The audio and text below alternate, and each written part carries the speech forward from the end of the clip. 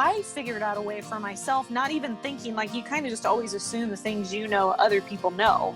So I'm like, why don't you just make this recipe? Why don't you just eat pancakes? They're like, wait, you eat pancakes every day? Why am I eating shakes and egg whites? And then I started getting all these messages on Facebook and Instagram like, hey, I tried protein pancakes this weekend.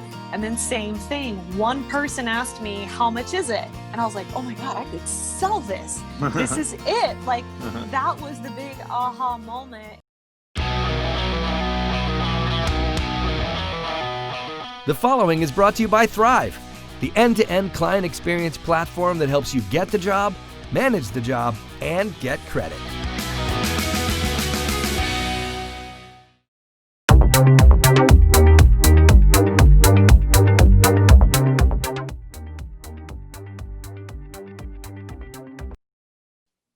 Welcome to Winning on Main Street. I'm Gordon Henry.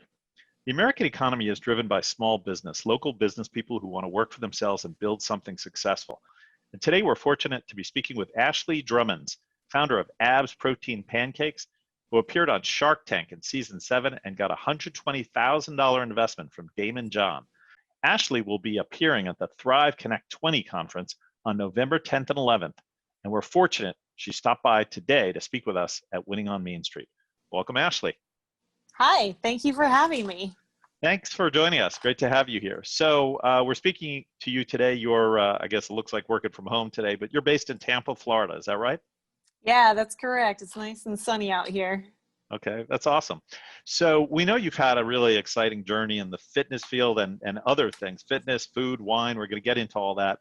But first of all, you started out, you weren't always into the fitness business. You kind of had a personal transformation that got you into the fitness industry. Could you just share a little bit of how you got started in this space?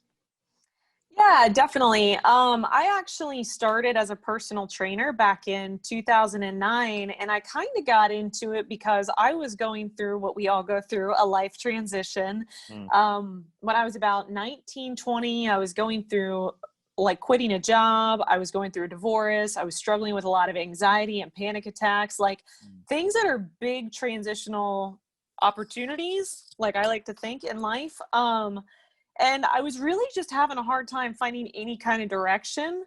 So during that, I mean, I always like to emphasize, like, you have multiple rock bottoms that you hit. And in this situation, I had no money. I had no husband. I lost my house. I lost my friends. I lost my job. But even more so than that, I had just finished getting my bachelor's degree in business, and I could not even get a job at the Olive Garden. Like, nobody would hire me. And so I was really having a hard time figuring out, like, what am I doing with my life? Where am I going? How do I even, like, how am I supposed to feel good about myself? And all I had to do every single day was I started going to the gym. I had no idea what I was doing. I knew nothing about working out and lifting weights and nutrition, but it gave me something every day to get out of the house, be around other people, and do something positive. And I started noticing the more I was working out and lifting weights, I felt a little bit more confident, and I felt a little empowered, and I felt a little more driven and ambitious.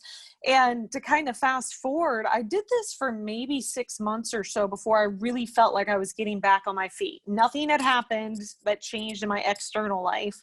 And so it was the beginning of 2010, and I was really trying to figure out what I wanted to do. And I wanted to show other people this transformation that I was going through inside and out, and help them overcome the different things they go through in their life too. Realizing, like, the biggest thing in the fitness industry, and like why I even created my brand, is because I think there's so much emphasis put on diet and weight loss and just take this pill or just do this workout and get your abs.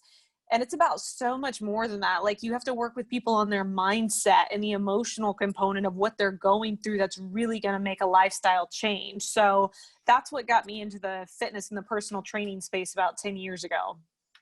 So you became an entrepreneur. So you went from, as you described, being not feeling so great about things to working out and starting to feel good about things. What then launched your entrepreneurial journey? Yeah, so it wasn't immediate. I actually got my first personal training job in Tampa. I worked at a really nice athletic club and I did it for maybe a year or so. And then I realized that I'm a really terrible employee.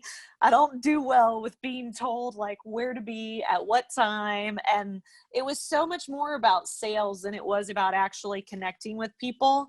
So somebody had told me at this gym, because I was like on the verge of like, this is not what I thought it was going to be. Why am I here? And one of the other trainers had mentioned like, hey, sometimes when you're in between clients, other people will take outside sessions, which was new to me. I didn't even think of that. And I made a Craigslist post that was so terribly written. I don't even know anything about sales or copywriting. And it was just like, hey, $35 for a session. I'll help you lose weight and get in shape. And I got my first client, and it's like anything. Like I always feel like the first time somebody has that financial exchange, whether it's a client, somebody buys your product, whatever it is, that's like the magic that you need to be like, oh my God, this actually worked. Right. Somebody just handed me money for this. Right. And that's all I had. I had one client and that was all I needed to like prove that I could do this. And that's what started it. And then I was just like blasting Craigslist and Facebook and got these really cheap business cards and was marketing like crazy. And I mean, I think the important thing people have to understand is you don't know what you're doing in the beginning. And regardless of what anybody else tells you, you literally are throwing thousands of darts and just hoping that one of them sticks and works out. So that's Right. what got me into the whole entrepreneur side of things. Okay. So you were a trainer, but then Mhm. you got into the food business. How'd you get into the food business? So I never officially was in the food business until I started my brand. Also not knowing what I'm doing. However, I've always had a huge passion for food and recipes and nutrition and finding ways to make foods you eat regularly in a healthier way. So I was doing it for myself.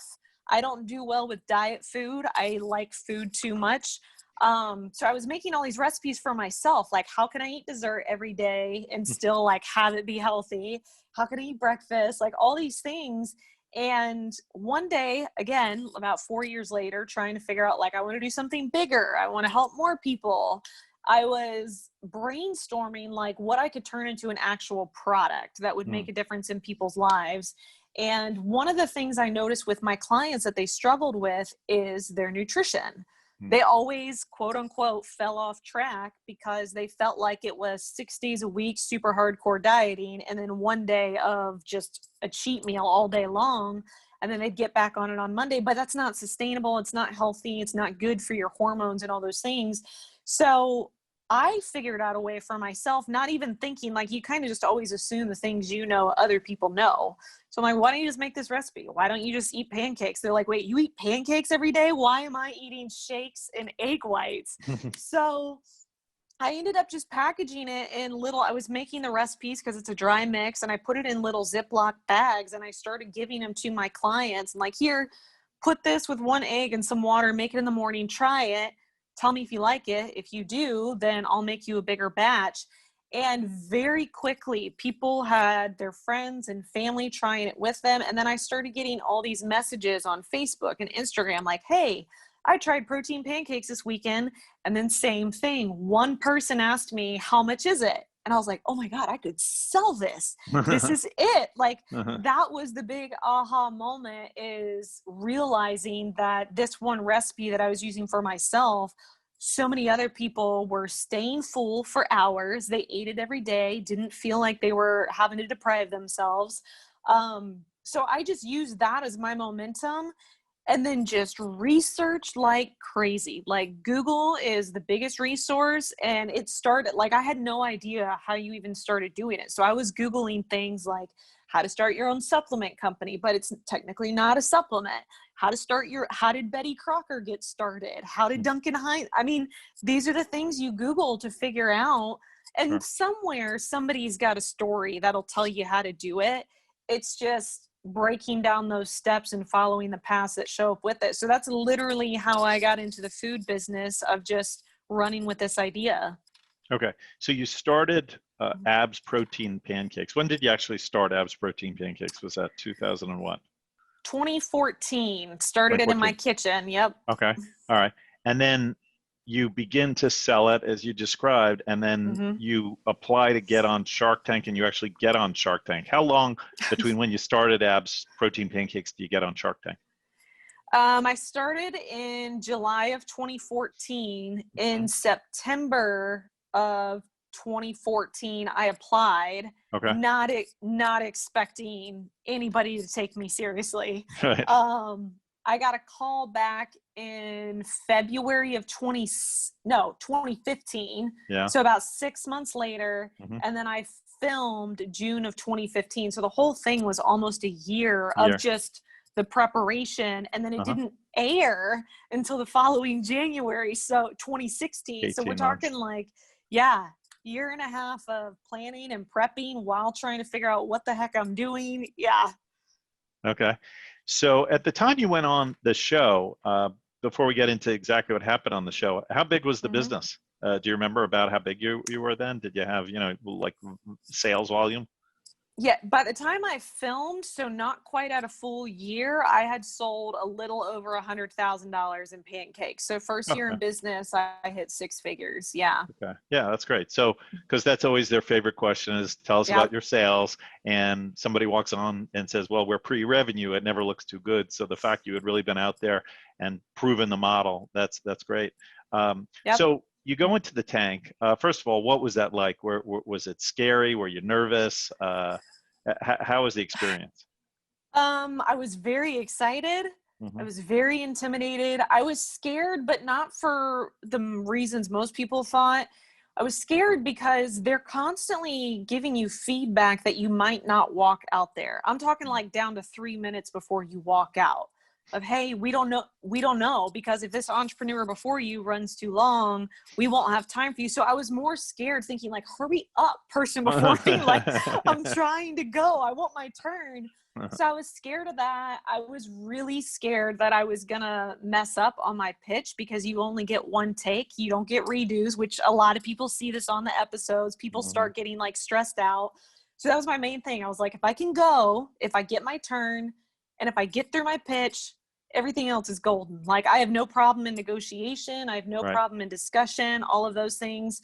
It is very stressful backstage, though. And I think anybody who has filmed on that show will tell you the same thing, because before those doors open, you have somebody doing makeup, somebody doing hair, somebody lint rolling you. You've got like 3 camera people in your face, while over a loudspeaker, somebody is counting down to when they're going to open the doors for you.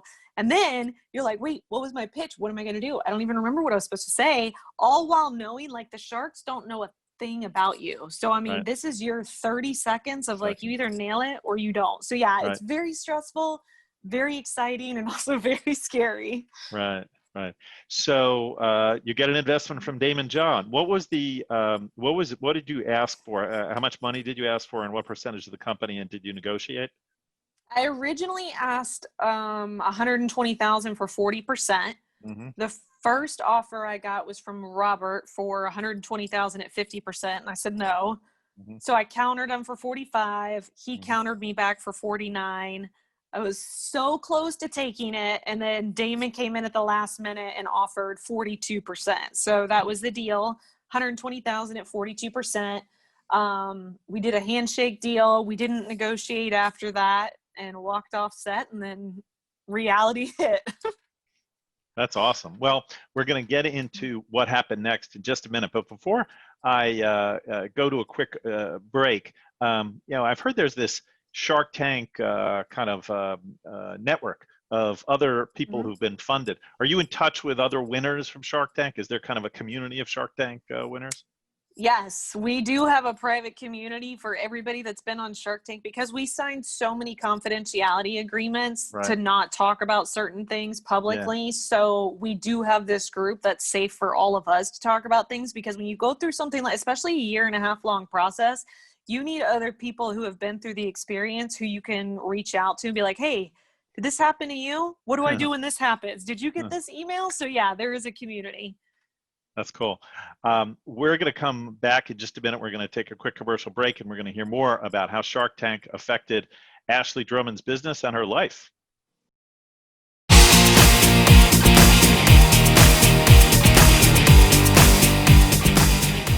Success is a function of resilience over failure. You will get fired. People you love will die. You will have injustice everywhere in the corporate world.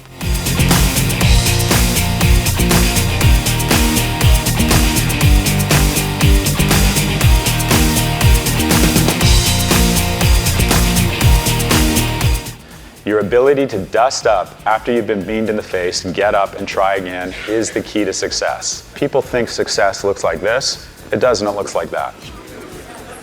I've had businesses go bankrupt, lost people I loved, was divorced by the time I was 35. I've had some real setbacks. And if I look at my success, it's a function of the fact that I was always willing to mourn and then move on and get back up.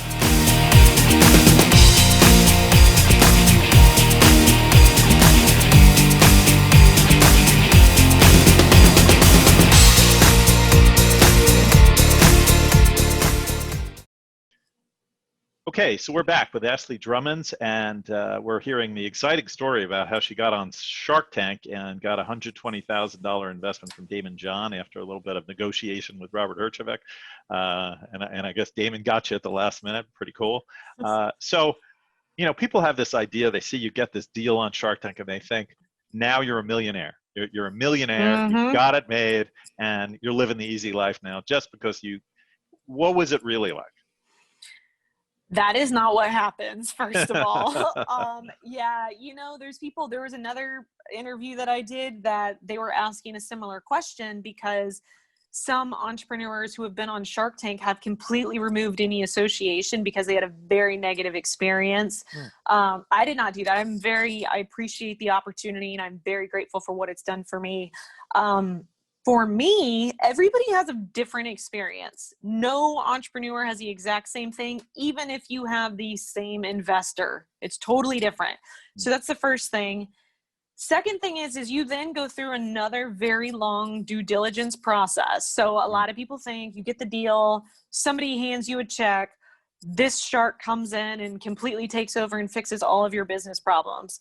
That is not what happens. I'll be totally honest. I was naive and thought that that's what was going to happen. And then when it wasn't, I was like, okay, so I still have to do all of this myself. So for me, we went through about a 6-month due diligence process before any financial exchange happened whatsoever, because you keep in mind that you've been giving all of your information for the last year or so to the producers of Shark Tank, to the legal team of Shark Tank. Damon has not actually seen any of my stuff until after the deal is in place. So we went through a long due diligence process. They ask for all the same information, your financials, your background, your marketing plan. It's very long and exhausting. Then you have the opportunity to negotiate your deal again of, do we want to stick with the same terms? Do we want to change this up? How do we want to experience this? That part I can't disclose. That's part of the confidentiality agreement. But I do feel like every Shark Tank entrepreneur wants everybody who watches the show to know, even after you have a deal, your business gets way more busy and exhausting, and you are hustling harder than you were before. Like, I think everybody thinks like, oh, well, you're successful because you had this deal and like it just fixed everything. It's like, no, actually, I think I worked harder after Shark Tank happened than before it happened. Sure. And you're still figuring it out. I mean, you have connections and people who can help, but to a very limited extent. Like, you're still the head. You still got to figure out suppliers. You still have to do all the partnerships, the money, the marketing. Like, it's a lot. So I know there's a lot of people who've been on the show who get frustrated because we're all still hustling and working our butts off. But a lot of people, they're like, oh, you're just probably on vacation and taking it easy. You're like, no, not at all. Right. So you mentioned that you had $100,000 roughly of sales going into the show. Did sales explode after the show, and what did sales become? Yes. So I also can't disclose all of that because it became a Shark Tank brand, but I am allowed to say that it's far surpassed that within the 2 nights of airing Shark Tank. Yeah. So what I did the first year in sales, I hit that within 24 hours after the airing. Unbelievable. That's Shark incredible. Tank effect, man. Yeah. Yeah. Were you prepared? Like, did you have the infrastructure in place to deal with that, or was it just too overwhelming? Um, the best that I could. They give you, so even when you film, you don't know if your episode's going to actually air. Sure. And so after filming, we filmed in June. I didn't hear anything about airing until that following December. And they give you a 2 weeks heads up purposely to make sure, like, prepare your website, your team, your inventory. 2 weeks in the food world is not enough time to fix that much inventory. So I called I had 2 manufacturers, let them know whoever could get it done the fastest is who was going to get my money, basically. And it's a 4 to 6 week turnaround for me. So you just guesstimate. Even like Damon and I had gotten on a call before it aired. You don't know if you're going to do 30,000 units or if you're going to do 3,000 units. Like, it's a total guess and a shot in the dark. And you also have to be smart enough to not take too big of a risk, because there are people who their episode doesn't air, or we have some crazy natural disaster and that episode's gone. So I prepared the best I could. We ended up back ordered for about 6 weeks after that. Like most Shark Tank entrepreneurs experience the back order. My website crashed 3 or 4 times the night of, no matter how much we prepare. I mean, we had like 3 backup servers. I had 2 different web teams up until like 3 a.m. Like, this is not going to crash, because if it crashes and I'm losing sales, I'm going to be so upset. But nobody could do anything about it. It was crazy. And you don't think about the fact that you have the East Coast airing, you have Central, and then you got West Coast time that you're like, oh crap, like this happened the first hit. We didn't think about what's going to happen on the second one. So I prepared the best I could. I mean, I think that's all you really can do. Yeah. So you at some point shifted, expanded, I guess, into not just food, or not just fitness and food, but fitness, food, and wine. And you now started a show called absfitlifetv.com, fitness, food, and wine. So tell us about that. How did you get into this broader mix of things? Yeah, so I have always also loved wine, just like I love food and just like I love fitness. And I always had a really hard time fitting in the traditional box of fitness. You're not allowed to have certain foods, you're not allowed to have wine, you can't have alcohol, and that never worked for me. So back in 2017, just out of like a complete love for wine, I took the WSET level 3, which is the Wine and Spirits Education Trust. It's the same thing as a sommelier certification. Did that, got certified out of my own, just, hey, I'm curious if I could do that. I mean, how hard can it be? It's very hard. Did that. And then I wasn't really sure how to incorporate that, or if I even could. So I did some consulting with wine, talked to a lot of people, and then I subtly started dripping it into my social media stuff, just seeing like what kind of feedback I would get, which is a great way to test the market.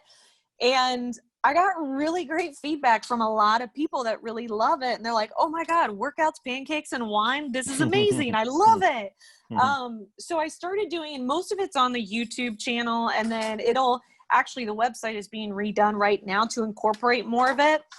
Most of it's been on social media and YouTube, but it's really just showing people who have similar passions. They love food and wine, and if it's not wine, it's totally fine, but that don't fit the traditional box of people who work out and want to be healthy.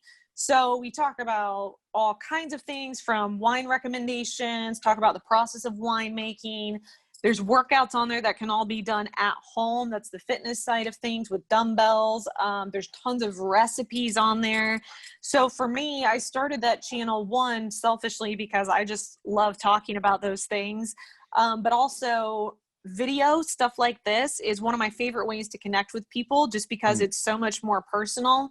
So that's where a lot of it came from too. So yeah, so we alternate. Sometimes it's a workout, sometimes it's wine, and sometimes it's recipes. So is there a business side to the fitness and wine beyond? I know you do the workouts and the training, and obviously got the ABS Protein Pancakes. What's the business side of the wine piece for you? So it started with just consulting. It started just as wine consulting, which can be very successful, but also was not my big picture ever. I first did it as just seeing if there was a market for it. Like, is there any intersection with these two worlds? Turns out there is.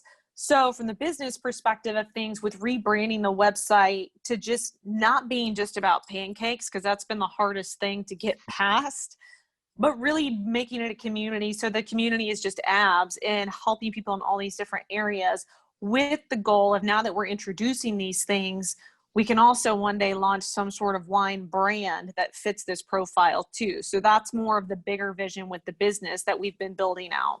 Mm-hmm. Okay.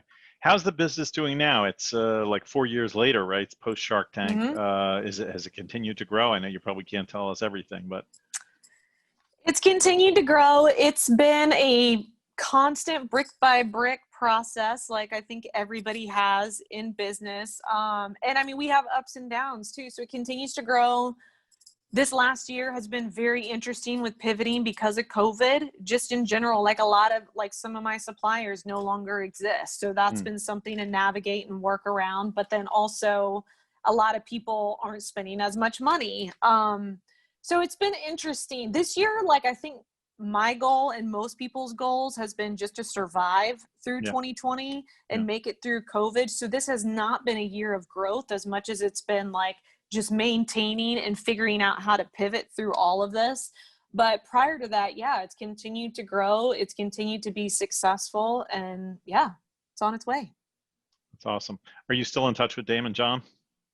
Still in touch with Damon, yeah. Anytime he's in Tampa, I usually will get a text or a call from somebody on his team saying, hey, he's in town. If you want to meet up, this is where we're at.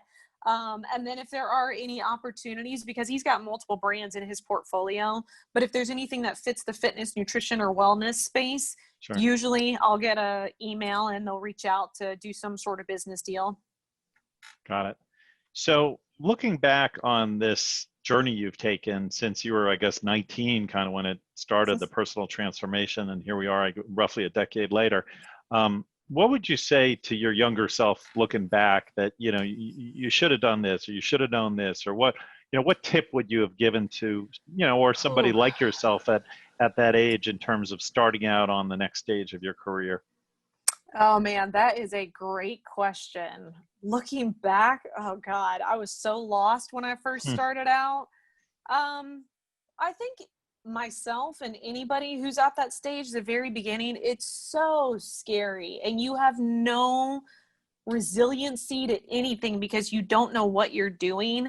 So honestly, I feel like I would just say, hey, don't get caught up too much in like one bad hit or one bad year. Like, don't let one setback totally ruin your dreams or your ambitions. And honestly, like, not to segue into fitness, this is why I am such a big believer though in fitness though, because sometimes the discipline, the focus, and the consistency you learn with your workouts and exercise and lifting weights and strength training transitions into a lot of the same skills mentally and the character you have to build in your business too. So I don't think it's ironic that part of my journey started that way, and I had to develop those skills in the gym. That has time and time again, like, if I am totally lost, I go to the gym. If I'm feeling down, I go to the gym, because it just like brings me back to myself. So that's a piece of advice I would say. I would also caution, don't assume that everybody else knows what they're doing. I think that was a big thing that totally crushed like my self-esteem when I got started, because everybody acts like they know what they're doing. Everybody seems like they've got it together. And then you're like, why do I feel like I'm just running around totally lost?